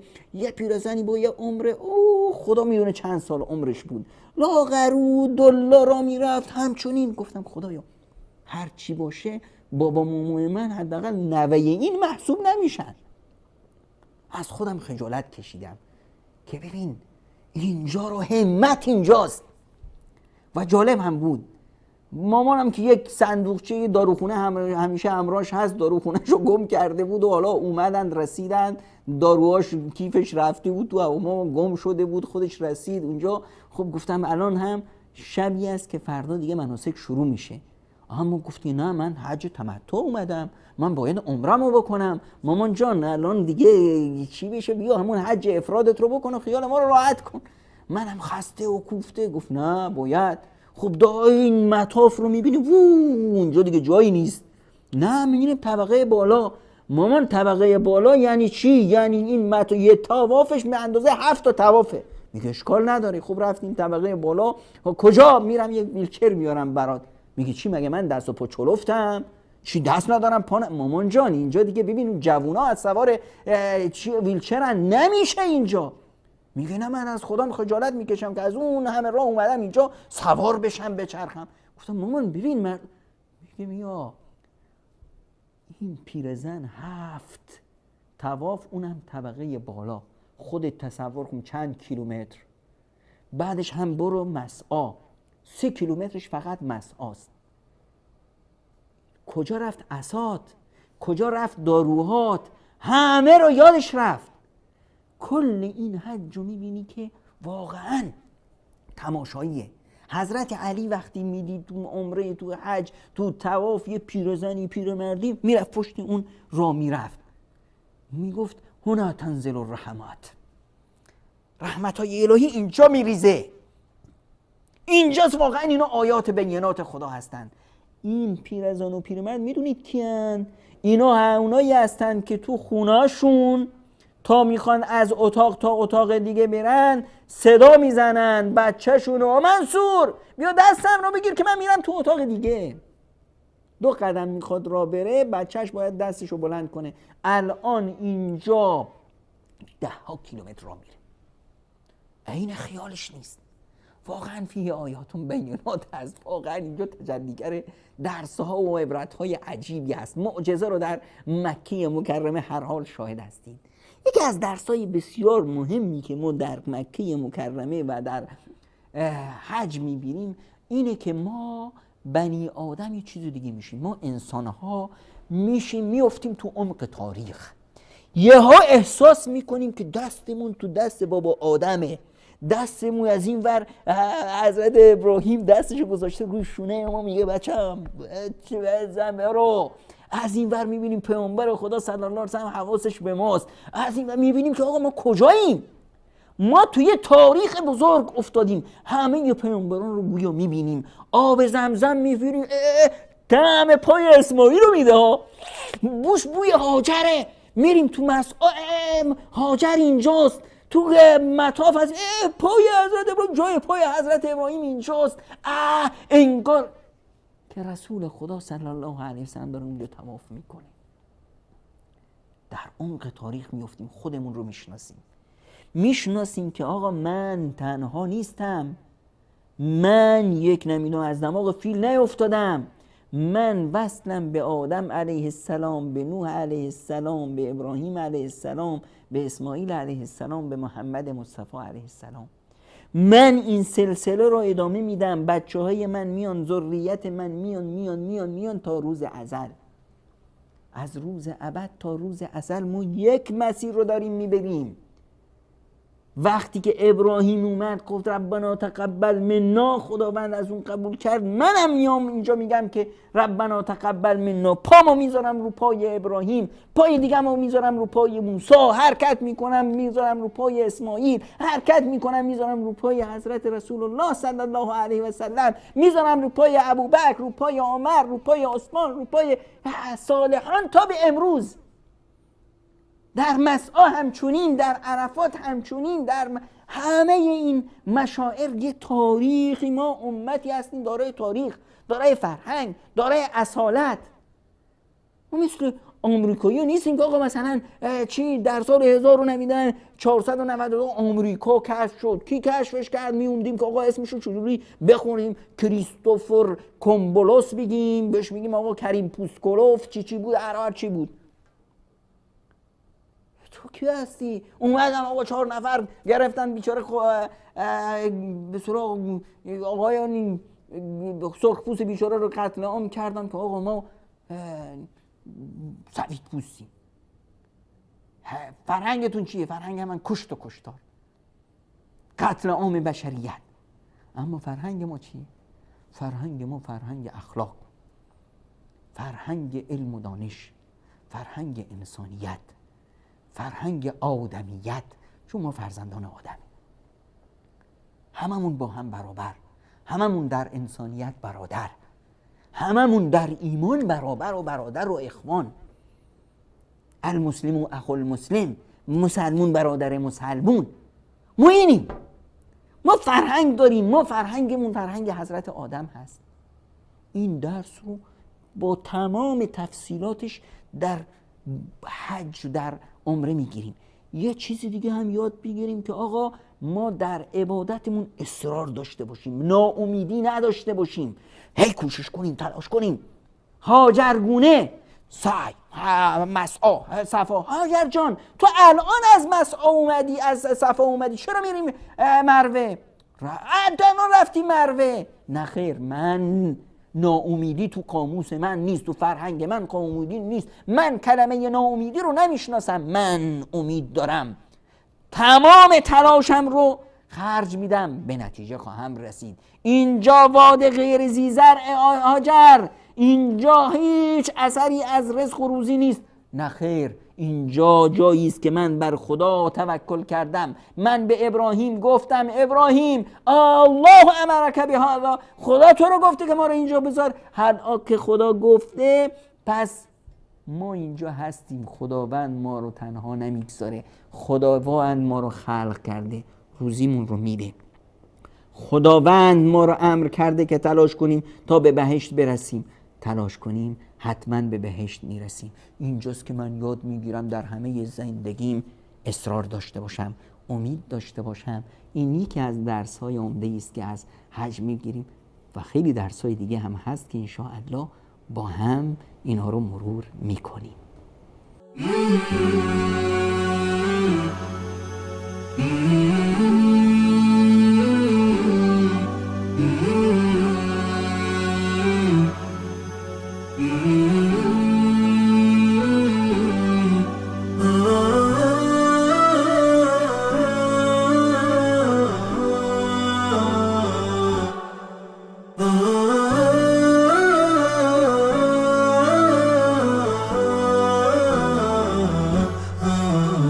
نداء الحق صوت قد شجاني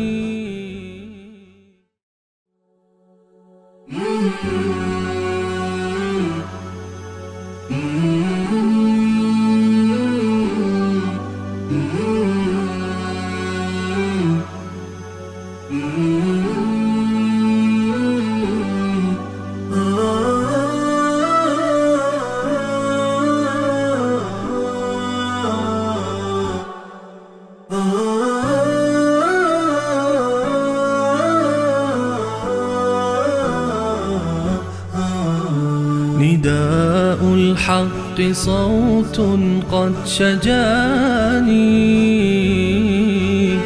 وبلغني الحقيقة والأماني وكان لي السبيل إلى المعالي ونورا للهداية والبيان. بسم الله الرحمن الرحيم. اللهم صل على محمد وعلى آل محمد كما صليت على إبراهيم وعلى آل إبراهيم إنك حميد مجيد، وبارك على محمد وعلى آل محمد كما باركت على إبراهيم وعلى آل إبراهيم إنك حميد مجيد. عرض سلام دارم و ادب و احترام خدمت همه شما دوستداران بیت الله الحرام، مکه مکرمه و مدینه منوره در بررسی آیات مرتبط با حج. در کلام الله مجید در برنامه‌های گذشته سوره مبارکه حج رو به همراه شما عزیزان به صورت گذرا آغاز کردیم. بررسی آیات این سوره عظیم رو، سوره‌ای که نصف جزء کلام الله مجید رو به خودش اختصاص داده، جزء 17 بخش دومش، نیمه دوم جزء 17 و از سوره هایی است که در موضوع حج، همونجوری که اسمش حج هست، قابل تأمل. درباره حج هر کسی که میخواد درباره حج صحبتی داشته باشه و تحقیق داشته باشه و یا میخواد بره به حج، شایسته است که حداقل سوره مبارکه حج رو که درباره حج صحبت میکنه یک مروری داشته باشه.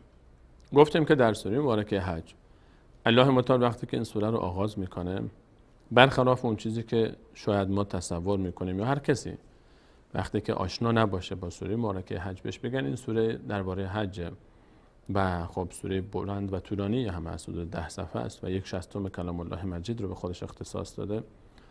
اگر بگیم به نظرت با چی شروع میشه، حتما خواهد گفت خب طبیعتا یا با حج شروع میشه، احکام حج، یا با کعبه و یا با مکه و اون چیزی که ما انتظار داریم. اما آنچه که سوره مبارکه حج با اون آغاز میشه خبر از قیامته، خبر از برپایی اون روز عظیمه و خبر از دوباره برانگیخته شدن.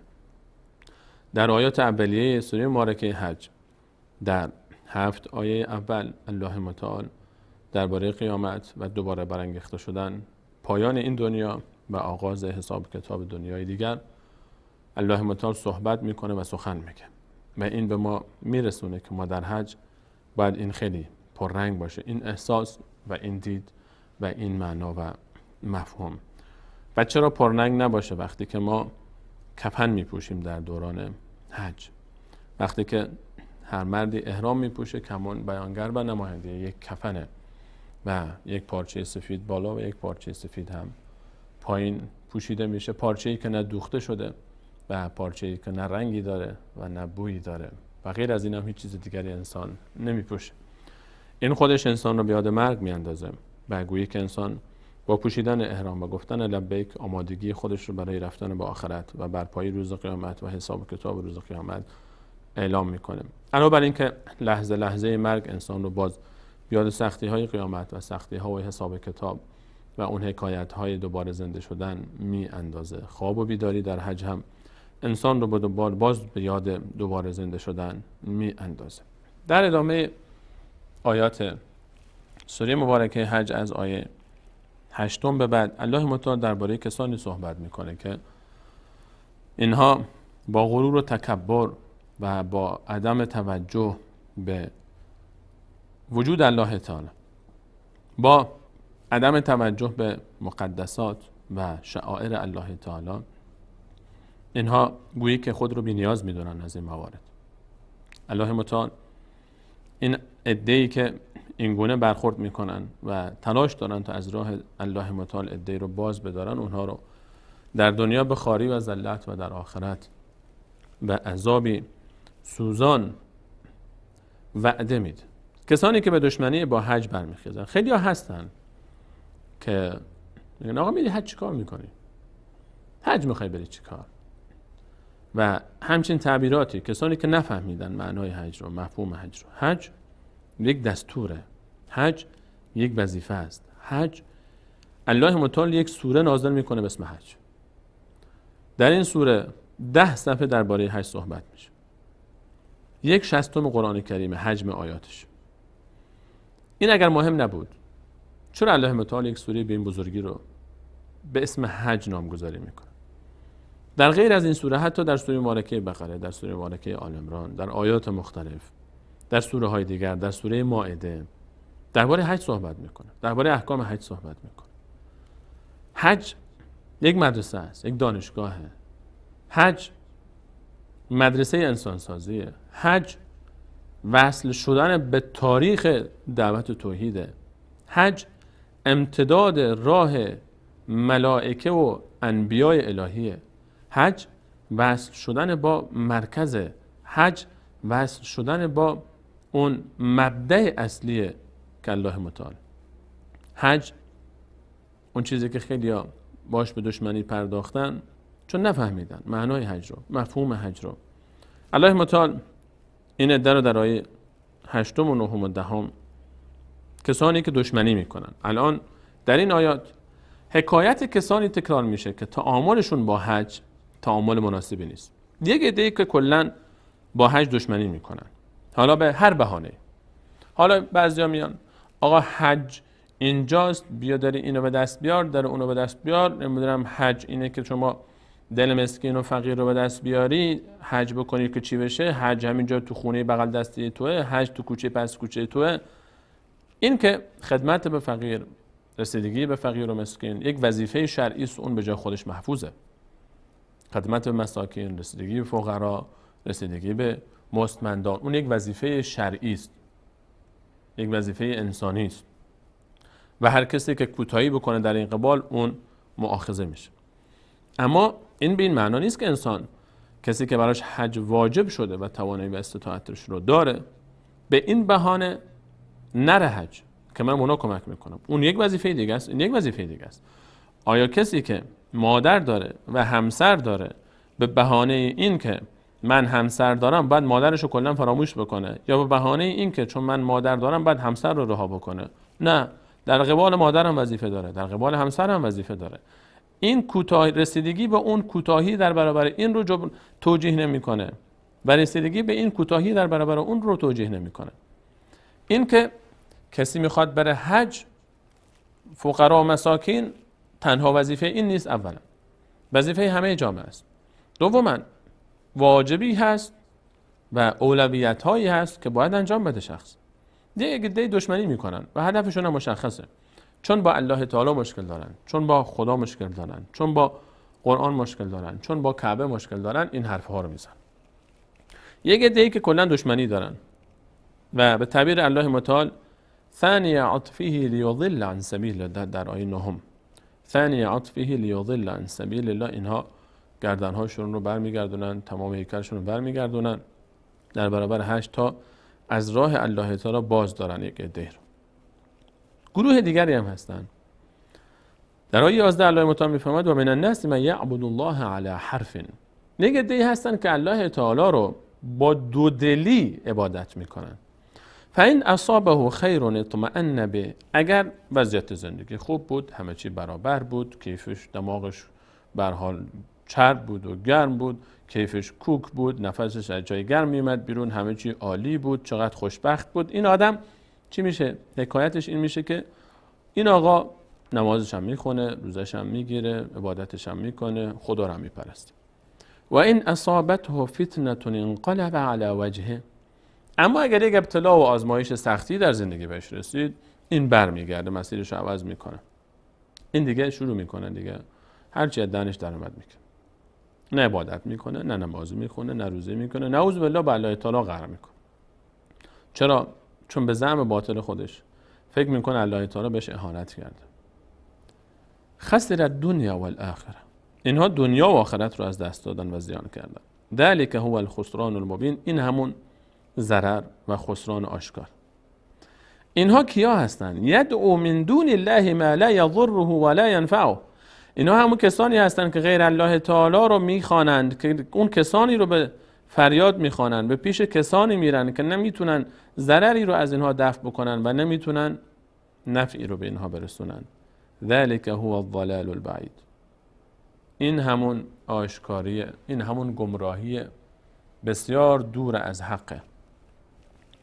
یدعو لمن ضره اقرب من نفعه، اینها کسانی رو میخوانند که ضررش خیلی نزدیکتره از اون نفع غیر موجودی که اینا فکر میکنن. لبئس المولا و لبئس العشیر، چه بد یاور و چه بد همنشینی برای خودشون انتخاب کردن. این حکایت حال مشرکه. کسانی که مشرکن، کسانی که تا زندگیشون به مشکلات میخوره، به سختی ها میخوره، میرن به سراغ اینو، میرن به سراغ اونو، میرن به سراغ این. خب ارتباط اینها با حج، گروه اول که کلا دشمنی میکنن تا مردم رو باز دارن از حج. گروه دوم، این گروه کسانی هستن که اینها رو الله متعال میفرماید با این حالت اینها تباه شدن در دنیا و آخرتشون. یک عده هستن، یک عده از انسان ها که الله تعالی رو با دو دلی عبادت میکنن. شاید حج هم میکنن، شاید برن در مراسم هم شرکت بکنن. بودن در زمان رسول صلی الله علیه و سلم هم کسانی که مشرکین مکه، ابو جهل، ابو لهب، همون کسانی که الله تعالی اونها رو مشرک و کافر خواند، حج هم میکردن. یعنی مراسم حج خودشون رو داشتن. اونها کسانی بودن که حج میکردن، چون این مراسم حج از قبل از دعوت رسول صلی الله علیه و سلم بود، بلکه از زمان ابراهیم علیه السلام جاری و ساری بود. و حتی آنچه که در بیعت عقبه اتفاق افتاد که رسول صلی الله علیه و سلم با اهل مدینه بیعت کردن که هجرت بکنن به مدینه، این رو در مراسم حج بیعت کردن، در منی بیعت کردن. و الان هم مسجد عقبه که به محل بیعت رسول صلی الله علیه و سلم هست، با انصار مدینه در مراسم حج دقیقاً در منی، پایان منی، بعد از ساختمان جمرات، از ساختمان جمرات که خارج میشید سمت راست، اونجا یک مسجد که کوچکی ساخته شده که از دیرباز ساخته شده، جایی است که رسول صلی الله علیه و سلم اونجا بیعت میکردن با مردم انصاری که از مدینه مسلمان نبودن، آمده بودن حج بکنن، طبق همون شعائر شرکی خودشون که داشتن، میرن برای حج. عده‌ای هستن که در حج میرن، اما اینها الله تعالی رو با دودلی عبادت میکنن. اینا فکر میکنن غیر الله تعالی، اینها غیر الله تعالی میتونه به اونها نفعی برسونه و ضرری برسونه. به تعبیر قرآن یدعو من دون الله، اینها غیر الله تعالی رو هم میخوانند، فرا میخوانند، ما لا یضره ولا ینفع، که نمیتونه ضرری به اینها برسونن و نمیتونن نفعی به اینها برسونه. کسانی رو الله تعالی میفرماید به اینها به ندا میگیرن و از اونها کمک میخواهند که نمیتونن مشکلی رو از اینها حل بکنن و نمیتونن منفعت و سودی به اینها برسونن. کسانی رو میخوانند که ضره اقرب من نفعه، ضررش نزدیکتره از اون نفع غیر موجودی که اینا فکر میکنن، از اون نفع مفقودی که اصلا نیست. هستن و بودن کسانی که میرن در کنار خانه الله تعالی یا فلان مدد و یا فلان مدد میگن. اینها حج نمیکنن، اینها دارن شرک خودشون انجام میدن، اینها دارن همون ضلالت و گمراهی خودشون رو به تصویر میکشن. و قرآن هم همین رو میفهمن. لبئس المولا و لبئس العشیر، چه بد یاوری انتخاب کردن، چه بد همنشینی انتخاب کردن. الله متعال میفهمد در برابر حج یک عده اونجوری دشمنی میکنن، یک عده هم که میرن این مدلی میرن. ما دیدیم و میبینیم که بعضیا میرن در حج لبیک یا فلان میگن، جایی که همه میگن لبیک اللهم لبیک، اینا میگن لبیک یا فلان. یکی از اولیای الهی رو ذکر میکنن. این اوج ضلالت و گمراهیه که در مراسمی که باید انسان بره تا توحید یاد بگیره، تا به الله تعالی وصل بشه، تا با الله تعالی ارتباط پیدا کنه، بره اونجا لبیک یا فلان بگه، دور کعبه طواف بکنه و در کنار خانه الله، در حرم الله تعالی، دم در خانه الله تعالی که مالک الملک آسمان ها و زمینه، بره بگه یا فلان مدد، غیر الله تعالی رو به فریاد بخوانه، فلان پیغمبر رو، فلان ولی رو، فلان اولیا رو، فلان امام رو.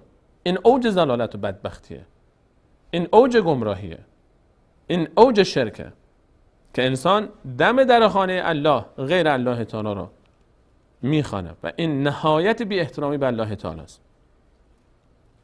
همچین انسانهایی اینو حج نمی کنن که خر عیسی رو گر به کعبه برن باز همان خر است. این حکایت این هاست. اولئک کالانعام بل هم اضل، اهانت میشه به حیوان اگر انسان بخواد اینها رو تنها به حیوان تشبیه بکنه. الله تعالی میفرماید اینها حیواناتی هستن بلکه گمراهتر از حیوانات. کسی که میره در کنار خانه الله متعال و اونجا میاد غیر الله تعالی رو به فریاد میخوانه، این اوج ضلالت و گمراهی است. الله متعال این عده رو میفهمد که اینها در گمراهی بسیار آشکار و بسیار دوری از حق قرار دارند. الله متعال باز در آیات بعدی اشاره میکنه به کسانی که این گونه نیستند و سرنوشت اونها و حتی کسانی که در یهودی بودند و ستاره پرست بودند و مسیحی بودند و مجوس هستند، هر اعتقاد و باوری دارند، اگر توبه بکنن، اگر برگردن، حتی کسانی که شرک میکنن والذین اشرکوا در آیه 17 حتی کسانی که شرک میکنن اگر اینها برنگردن روز قیامت الله متعال اینها رو حساب میکنه ازش. این عده اگر توبه کردن که به نفعشون، اما اگر توبه نکردن الله متعال میفهمد که ان الله علی کل شیء شهید، الله تعالی بر هر چیز شاهده. و الله متعال در آیه 18 که آیه سجده است و در سوره مبارکه حج ما 2 تا آیه سجده داریم، یکی نه یکی در پایان سوره، بفهمند علم ترى، آیا اینها نمیبینن که ان الله تعالی یسجد له من فی السماوات و من فی الارض، هر آن چیزی که در آسمان و زمین بر الله تعالی داره سجده میکنه، و الشمس و القمر و النجوم و الجبال و الشجر و الدواب، آسمان ها و زمین، هر آن چیزی که در آسمان و زمین بر الله تعالی سجده میکنه، خورشید سجده میکنه، ماه سجده میکنه، ستارگان سجده میکنن، کوه‌ها سجده میکنن، درخت‌ها سجده میکنن، حیوانات سجده میکنن و کثیر من الناس، و بسیاری از انسان‌ها هم این کار میکنن. در سوره مبارکه اسراء الله تعالی میفرماید و ان من شیء الا یسبح بحمده ولکن لا تفقهون تسبیحهم، هیچ چیزی در آسمان و زمین نیست مگر اینکه به تسبیح الله تعالی مشغوله، اما شما نمیفهمید چگونه تسبیح میکنن. ذره ذره عالم به تسبیح و تقدیس و سجده برای الله تعالی مشغولند.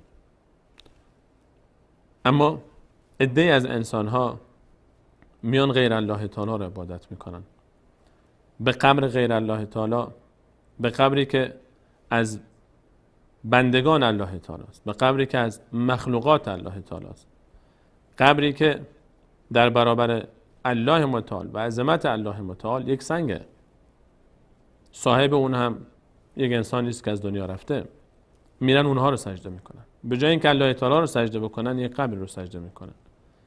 در معنای دقیق ترش به جای سجده الله تعالی من دون الله رو سجده میکنن، در حالی که یک سنگ هم میفهمه که باید الله رو سجده کرد.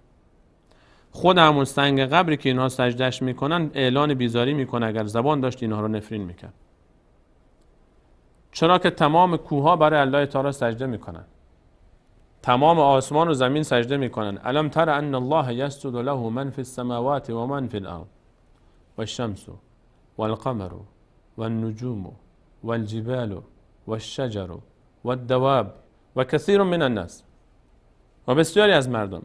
اما اینها اون گروه بدبختی هستند که و کثیر حق علیه العذاب و کثیر حق علیه العذاب، و بسیاری محقق شده بر اون عذاب الله تعالی. اینها مشرکین، اینها همون کسانی هستند که حاضر نیستند برای الله تعالی به تنهایی سجده کنند.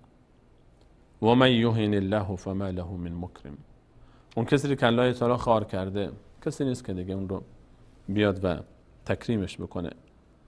ان الله یفعل ما یشاء، الله تعالی هر کاری که بخواد انجام میده. در ادامه الله متعال به سرنوشت مشرکین و کفار اشاره میکنه که اینها هذان خصمان اختصموا فی ربهم، مشرکین و موحدین با هم جدال دارن و بحث دارن در بحث الله متعال و اثبات الله متعال.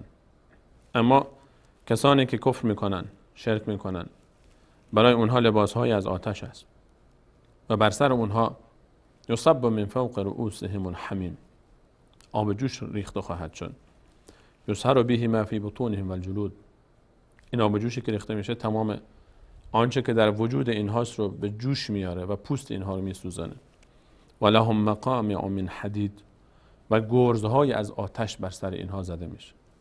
کلما ارادوا ان یخرجوا منها من غم اعیدوا فیها و ذوقوا عذاب الحریق. هر وقت که میخوان از عذاب بیان بیرون، تلاش میکنن که بیان بیرون، دوباره انداخته میشن در اون و به اونها گفته میشه که بچشید عذاب سوزان رو. اما در مقابل موحدین، ان الله یدخل الذین آمنوا وعملوا الصالحات جنات تجری من تحتها الانهار، الله تعالی داخل میکنه مؤمنان رو و کسانی که ایمان آوردن و عمل صالح انجام دادن در بهشت که در اون باغ هاست و نهرها جاری است. یحلون فیها من اساور من ذهب و لؤلؤ، و اونجا از طلا و از لؤلؤ برای اونها جواهراتی داده میشه و مزین میشن با این جواهرات. و لباسهم فیها حریر، و لباس اونها از ابریشم خواهد بود.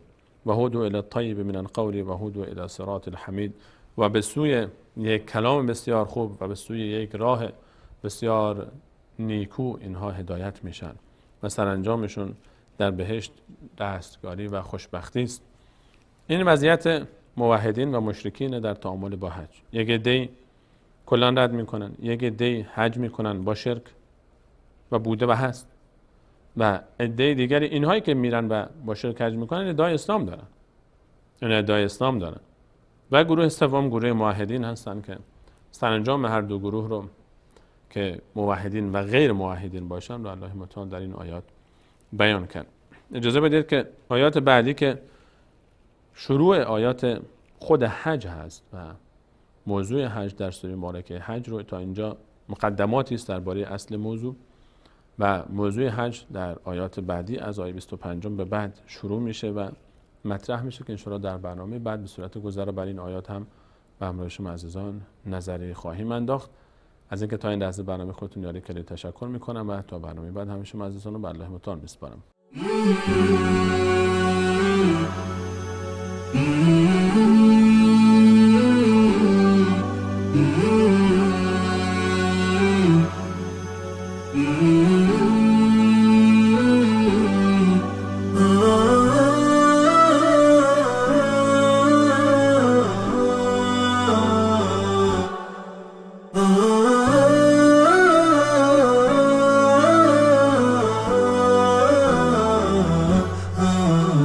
نداء الحق صوت قد شجاني